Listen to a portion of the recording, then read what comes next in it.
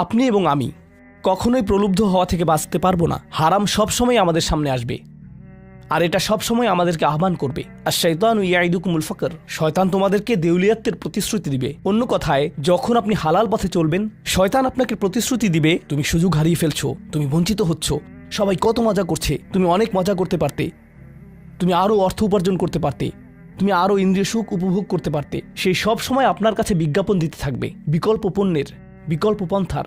নিজের কামনাকে চরিতার্থ করার কিছু যায় আসে না যে কতটুকু কোরআন মুখস্থ করেছেন, কিছুই যায় আসে না যে কি পরিমাণ তাহাজ্জুদ আপনি পড়েছেন। এগুলো কোনোটাতেই আসে যায় না। শয়তান থামবে না। দিন শেষে আপনি তো একজন মানুষই। দিন শেষে কামনা বাসনাগুলো আপনার মাঝে থাকবে, আর শয়তান থামবে না, সে আপনার পেছনে লেগেই থাকবে। শয়তানের একটা কৌশল আল্লাহ বর্ণনা করেছেন। তার মনস্তাত্ত্বিক কৌশলটি হল যায়্যানা লাহুমুশ শাইতানু আমালাহুম।